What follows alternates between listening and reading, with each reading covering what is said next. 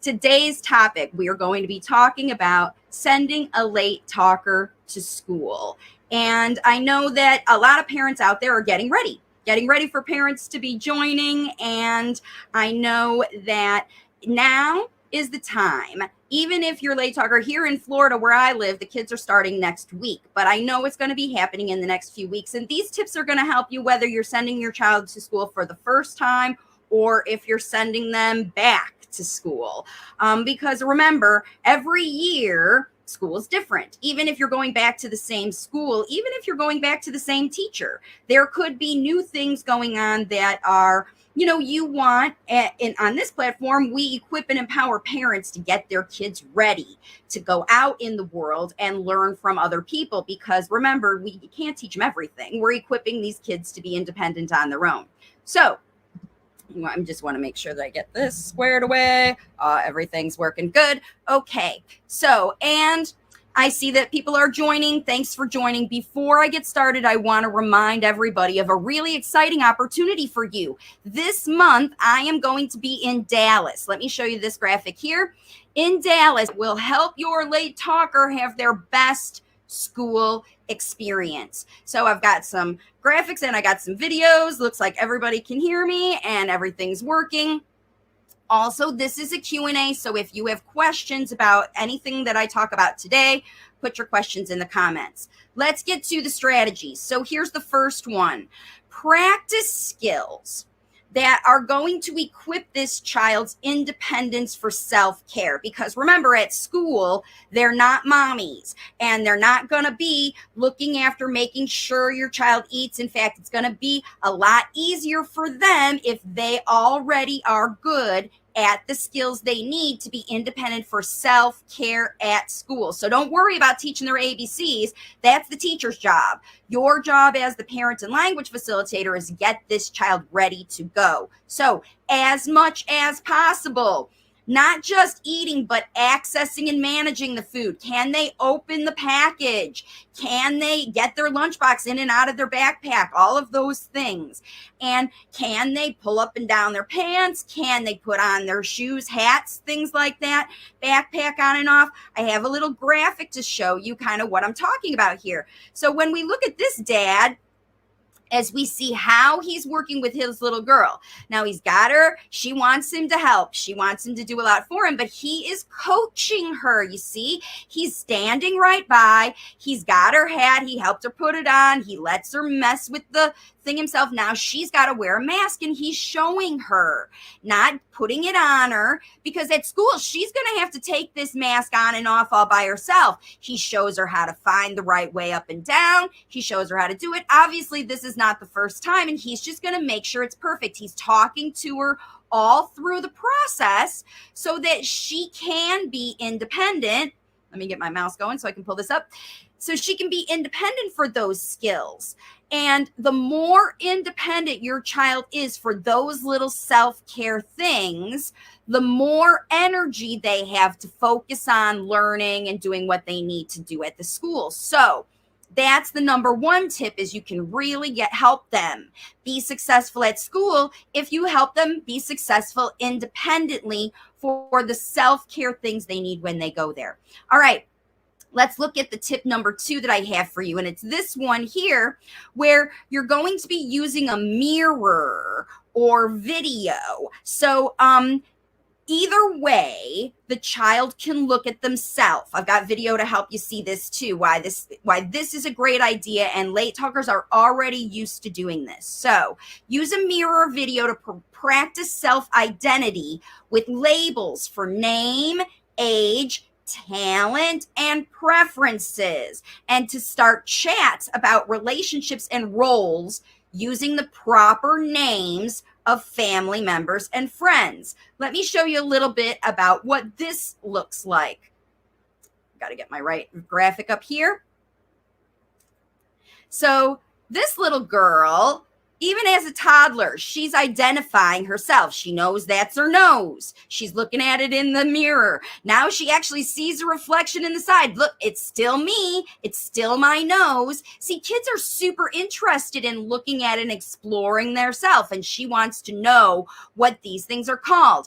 This older child is also identifying who they are. Maybe they got a new haircut. Maybe they got a new whatever. They're realizing that they are this child who is this name, right? So this child is Joey, who loves dinosaurs, who is 4 years old and is going to preschool. His mommy's name is Jody and his daddy's name is Bob. That's who he is. That's how he reflects himself. He can look in the mirror and talk about it. You look in the mirror side by side with your late talker. Look at images they are exploring about themselves. Watch them explore. They're going to know the things they can see, their eyes, their nose, right? We start that with little babies. But remember that identity that they are taking with them out into the world, into this school, is who they are from the inside out. So it's not just their name is Joey and they are 4 years old. They're going to own those things when you talk about them a lot, but you also need to talk about who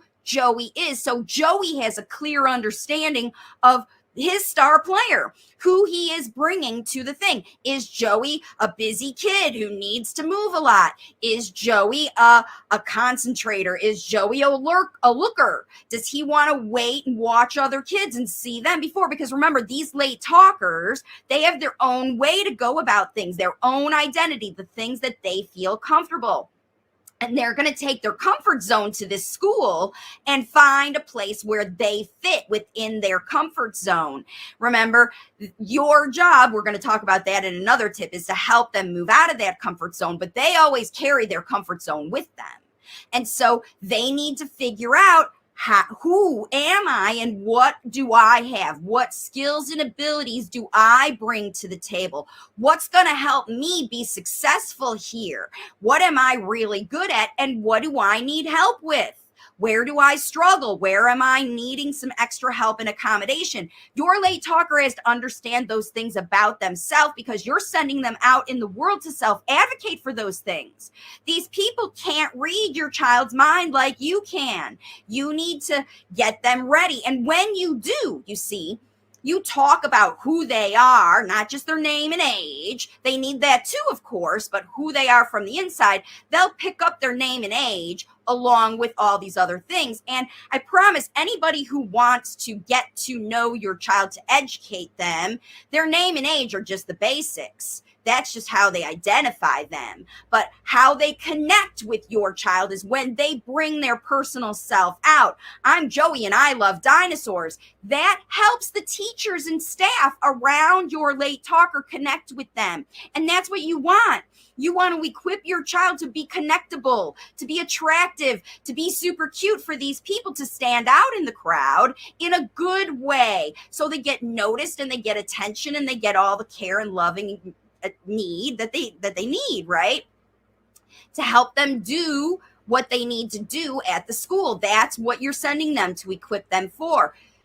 You need to let them know who is showing up. And this is a really important tip. And you can start doing this when your kid's a very young toddler. But it's super important when you're getting them ready to go to school. And you'll see that the school has their little tests. They'll see, what do you like and what's about you. The teacher will try to pull these things out of your late talker. And if you have prepared them to share these things about themselves with the world, with your family, with your friends, with people around you at home, they will share it with their friends and their peers and their teachers and their aides, everybody else at school. Okay. So independence, who they are, talk about your child's identity so they can take that to school.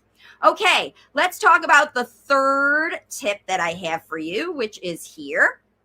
And that is to set your commute routine. Now, you are going to take your child out of your house. If not, if you're even going to be homeschooling your child, you've got that area of your life. You know that you need school space. So there is the space where your late talker will be going to the school. And you need to discuss these things together with the late talker. I know you're planning it because you're going to get them there. That's your job right now is, okay, what day do I need to be there? What time do I need to be there? All of that stuff. You're thinking and considering that for yourself. Now is the time to work together with the late talker to plan these things together. So all the vehicle setup, the rules, the accommodations, whatever they need to feel equipped and empowered every single day to get up, get ready, get out the door, get excited to go, and return home later. Let me show you what this looks like.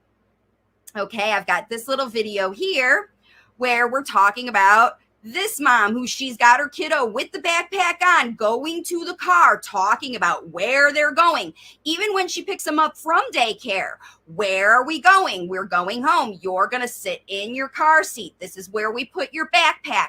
This is where, see, she knows. This is my seat. That's where I put my things. If you walk to school, tell them how long you'll be there, how far you're going to take them. Will they go all the way to the classroom? If they're going on the bus, introduce the bus driver, show them where they are, go up onto the bus with your child so that you show them, right? So they understand what is expected of them. Just like that first, remember, when they go to school, people at school expect these kids to show up ready to perform, ready to be students, okay? These kinds of things that I'm talking about here today equip them to be students. It doesn't teach them the skills that the school, that's the teacher's job. Your job as the facilitator is to get them ready to go. And part of your job is to get them there. The main thing, this school relies on you as the parent to get them there. So, and it happens every day, 5 days a week for the whole school year. Day after day after day after day. Your consistency and the idea of planning out what this looks like every morning and on the get out of the house and every afternoon when you come home. Both of these things are very important to plan out now. Don't just see what happens after, because you're going to be so distracted by what happened at the school and what you've got to do. When you have these getting to school and getting home processes already established, new habits, this is how we're going to do it this year. I'm not saying you have to stick with them firm, but if you establish them ahead of time, you see, then you've got something to work with. When you go to school and they say, oh, nope, you got to have this and this, now you add that to your routine. Or you can't bring this and this, you got to take that out of your routine. You don't know how it's going to be until you get there, which takes us to our next tip, right? So we've already talked about practicing the skills. We've already talked about improving your child's self-identity and their ability to communicate about their self-identity, either visually or non-visually. We talked about setting up your commute routine. Number 4, this is where you are going to transfer your power over to these other people, right? Because that's the point of school, is they can teach your kids things that you can't, because you don't have the resources, you don't have other kids to use as peers, you don't have a curriculum, you don't have the teacher education, you don't have all that stuff. That's why you're sending your child to this school, so that the school can do what they do. And you trust, you found a good school, you found teachers that will want to connect with your child, you found a curriculum that works okay. And if you don't know, again, we're going to talk about that. But right now, before you go, you have to start to transfer the power. Remember, from birth, your child or in your household, it maybe just happened over the summer. Used to be the teacher's rules, now it's mom's rules. Or used to be homeschooling and now it's school schooling, right? Whatever, the job, the boss of your child is changing. It used to be you in your house, and now when you drive them somewhere else, they got a new boss. They have somebody else that they have to respect, that are going to help them in the same way that you want them to respect and listen to you. So you have to demonstrate the expected behaviors you want your child to demonstrate with them, just like you facilitated them with you. You facilitated attention and listening. You facilitated rule following in your house by creating boundaries and negotiation contracts. And you have facilitated the space for your late talker to come to you whenever they need help. These are the things that you have to transfer over, because your child is using you for these purposes for their life. You're teaching them, you're equipping them, you're empowering them, and you're supporting them when they struggle. And it's your job to teach other people, to teach your late talker, that other people can do this for them just as well, maybe even better than you. So you have to give it up. You have to transfer the power. And this is how this looks. So we do things like have conversations in front of your late talker with these other people. You're talking about the rules. That mom's like, can my child do this and this? And the lady's like, nope, this is my bus. This is how we do things on my bus. This is how the teacher says, this is how we handle things. You can't just grab and take everything you want. You need to listen to the teacher and follow rules. And see how the mom is here having a conversation. Now we understand what the rules are here. Now we understand that in your classroom, this is how it goes. And this mom is empowering this girl to use this teacher as her main boss, right? Her guide, her coach, her teacher. You are the teacher. You have to give this woman respect. She's doing lots of beautiful things for you. She's giving you the opportunity to learn just like you do as a mom. I give you the food you eat. I keep you warm. I dress you. I give you the toys and entertain you, all the things you want. And you expect that appreciation and respect that goes hand in hand with parenting and teaching and coaching and wherever this school is. Their role is to equip and empower your child, right? They're not making your child do anything. You're sending your child there so they can learn, just like they learn from you. And it's very important that you establish, this is a lady you got to listen to. I respect her, so you respect her. It's very, very, very, very important that you speak super highly of your child's teachers. If you get into the school and the teacher does something that you don't like about your late talker, that is something that you need to handle privately with your late talker first about how they feel about that thing. And then you talk about the teacher, about your disappointment and how they're whatever. It's not a win-win situation. And if that teacher is not meeting your needs, they're not connecting with your child, they're not responding to your child's communication, especially after you've taken the time to get them ready to go and bring their best self.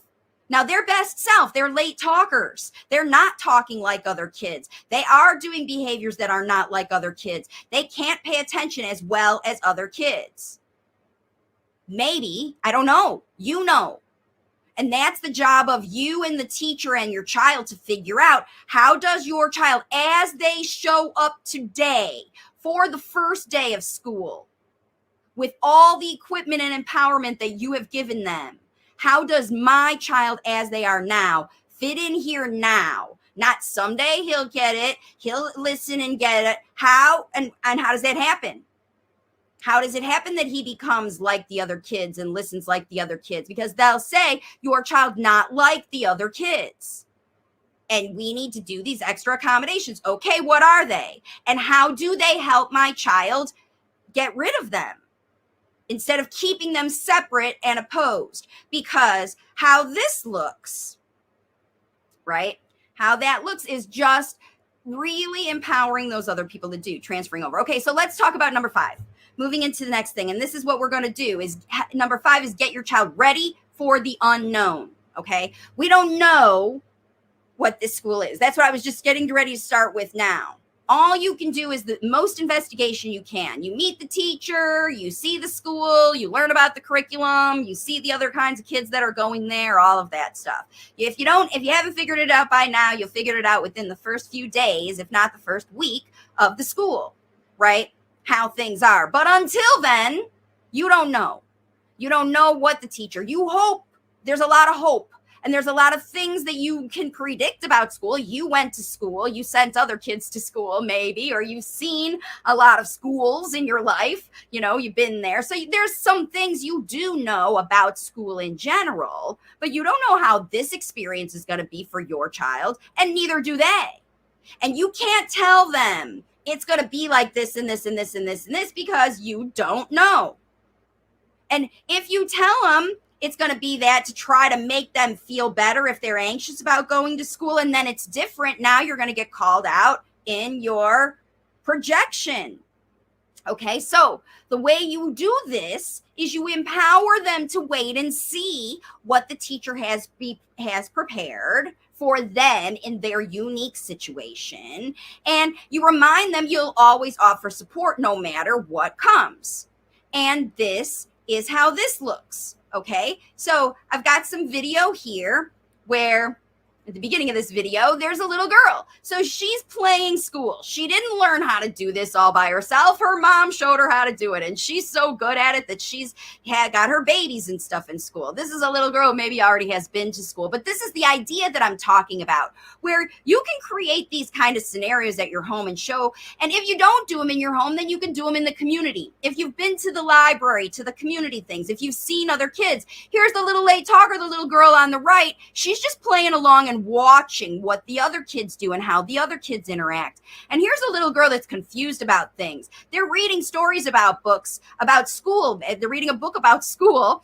And this little girl is asking questions. Her parents are telling her, this is how it's going to be, and this is how it's going to be. And if she's afraid about things like, unreasonable things, will the kids take my toys, or are you going to be there, or all these things that they might be asking if they can, this is where you have the opportunity to explain these things ahead of time. If you're pretending, if you're reading stories, if you're watching videos, if you're talking about your own experience while you set up a little play school, this is how you help your child be ready for the unknown. You give them an idea of what to expect. That calms them down. And it also gets their excitement because now they know, what I'm going to be able to do fun things, because we know, we can anticipate that the teacher will create things that are child friendly, that are accommodating to your child who's late talking, because this teacher knows that your child is late talking and your child is part of their class.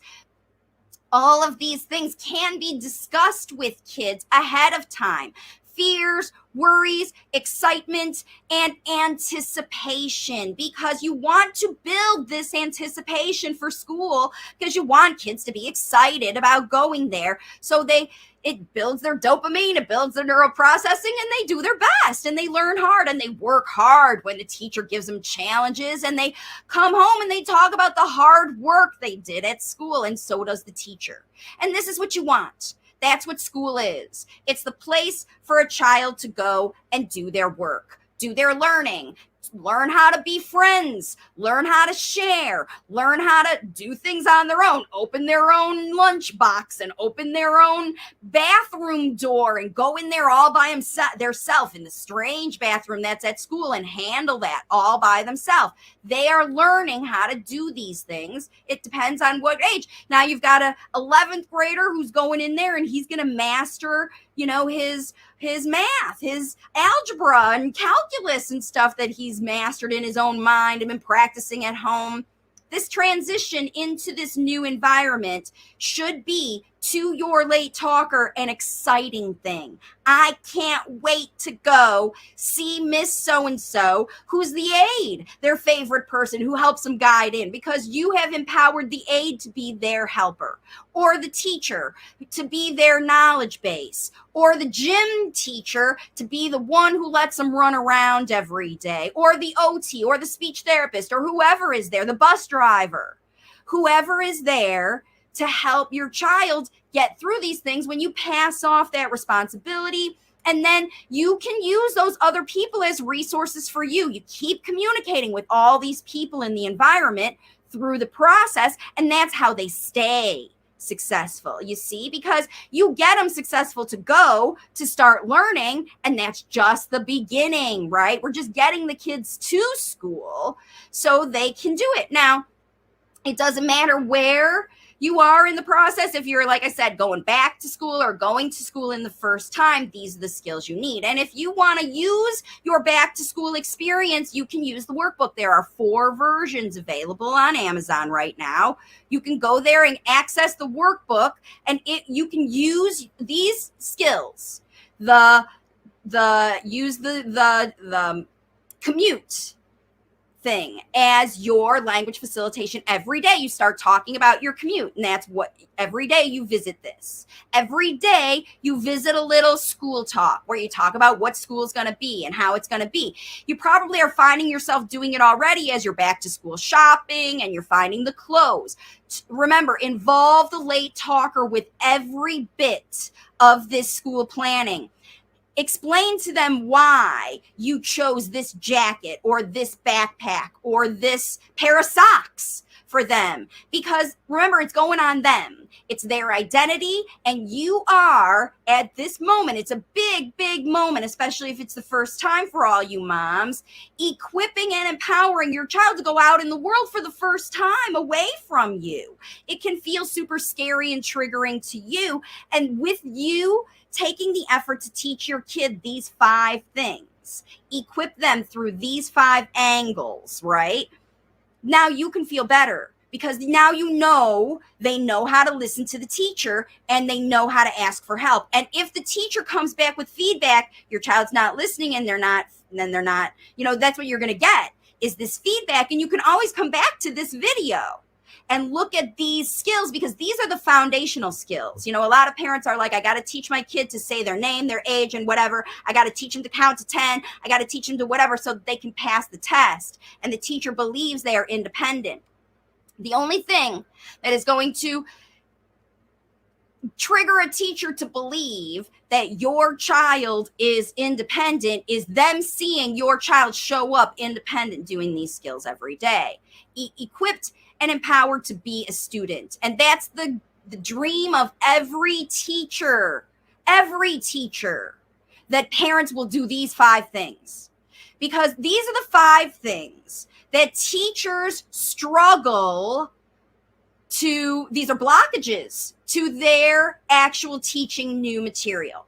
Because if a child is not independent with self-care, they can't learn anything new. The teacher's got to spend time helping them care for themselves.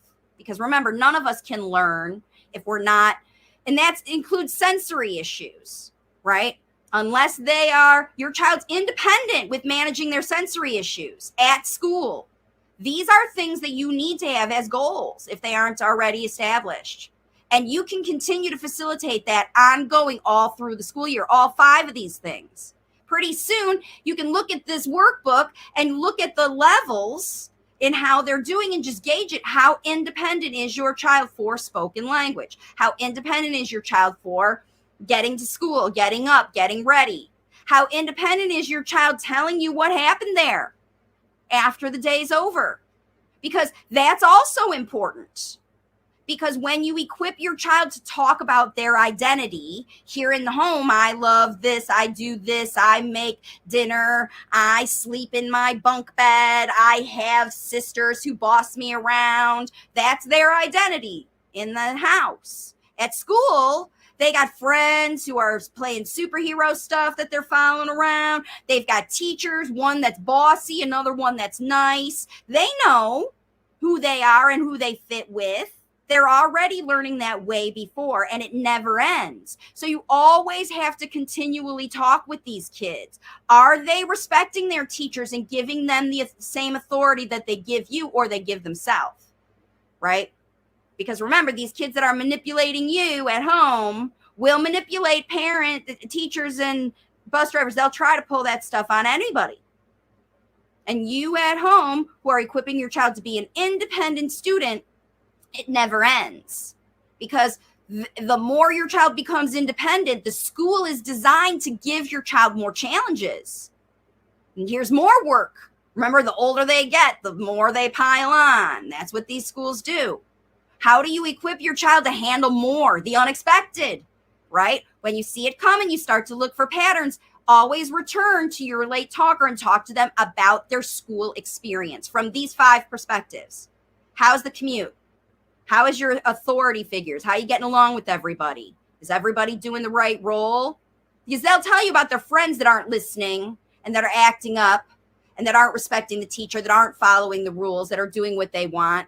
If they're doing it, they'll tell you about other kids. They'll even start to boss other kids around and tell them to be quiet and listen to the teacher.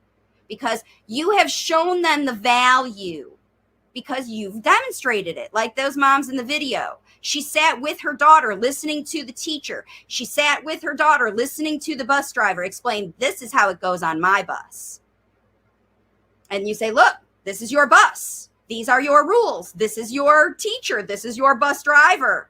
I am here to help you. And then you always, always, always remind that child that when something breaks down, because something is going to break down, they're going to get a mean something. They're going to get a kid take their stuff away. Things are going to happen to them that are not happy. And they're going to bring that to you.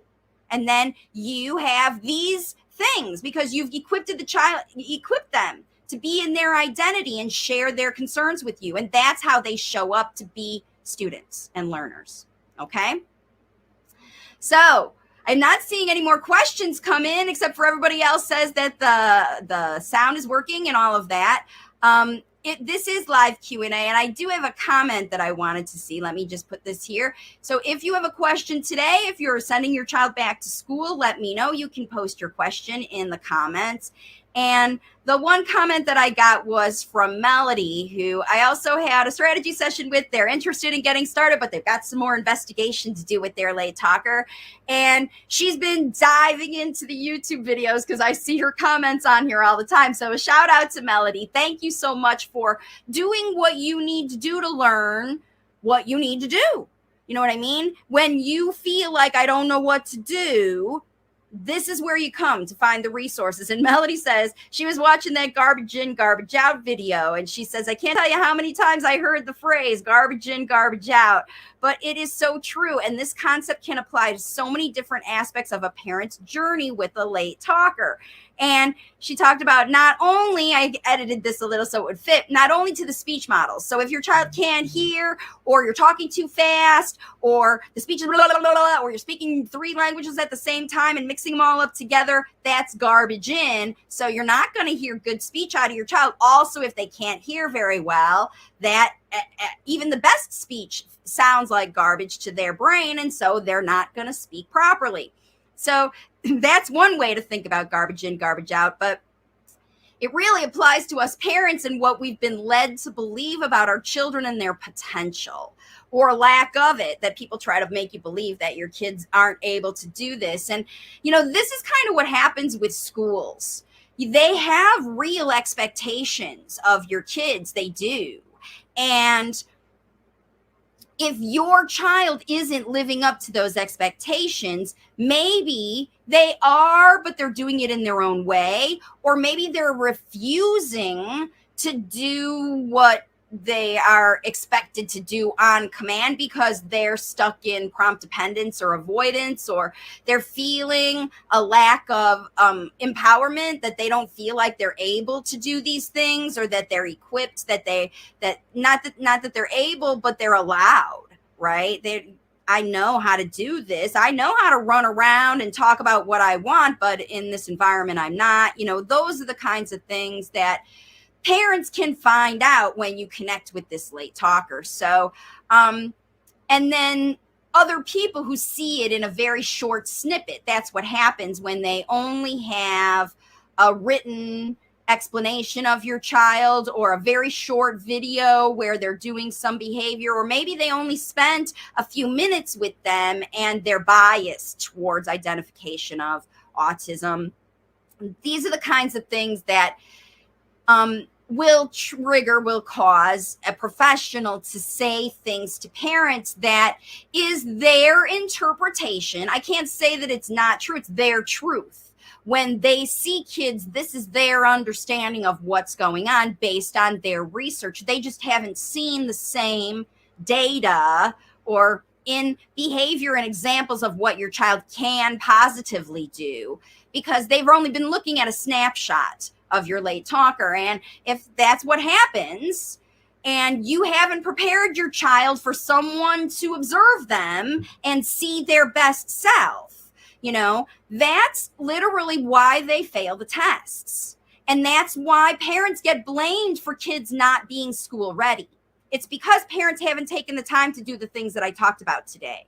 These 5 things are necessary for a child to be independent at school. They got to know who they are so that they can move into a whole classroom full of kids and find their identity. there. Find out how this is going to work for them, because they're not like other kids. And even though teachers may be real happy when all their kids follow all the rules and they all do the things, when they look at their actual work, it's completely different. Even if they're all coloring in the letter A with the red crayon, you got 10 kids, they're all going to be having that activity different. They're going to have a different result in what that looks like.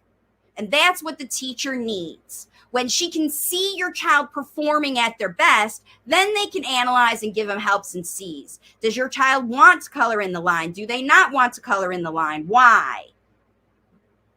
Because if your child doesn't see this task as important or beneficial to them, they won't do it. They won't work hard at it. They'll do it because the teacher said.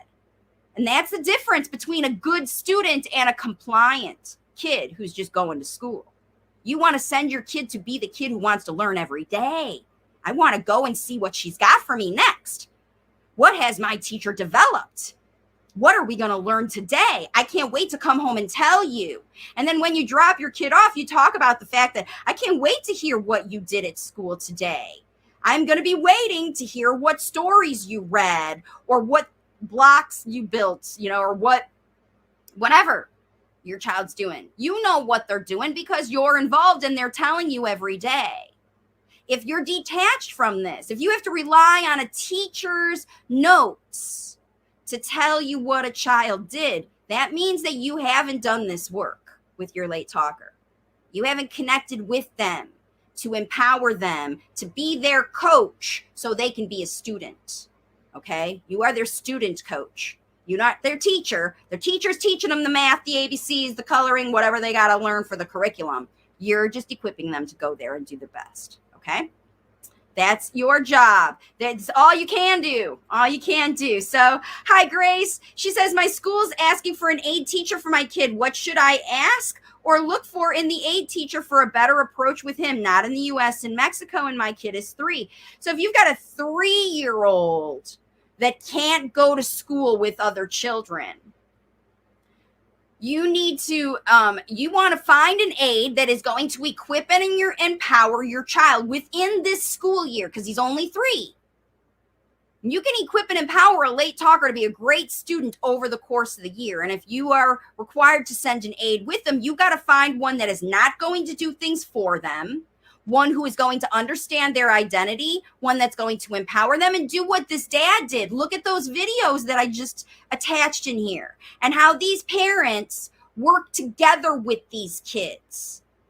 They're equipping and empowering these kids. So if you've got an aide that's going to school, or if your school is assigning an aide and your aide is doing the work for your child, or they're isolating other children away so your child can't, trial and error at school. This is what preschool is all about. Kids learning how to be school kids. So if your school, doesn't matter how old they are, is requiring that you send an aide, they must have determined that your child is not independent enough to be a member of that class, that the teacher would have to do too much to help them. And remember, that teacher would just do 4. They will change the diaper. They will do whatever. They're not going to potty train this 3-year-old. If it's not potty trained, you and this aide need to work on getting your child potty trained at home and at school. Remember, independent skills. How is this aide helping your child do these 5 things? That's what you look for. That's what you look for. So, okay, not seeing any more questions today on this video. Hopefully these tips were helpful for you, and they give you an idea of how to connect and work with your late talker to equip them to go to school. Again,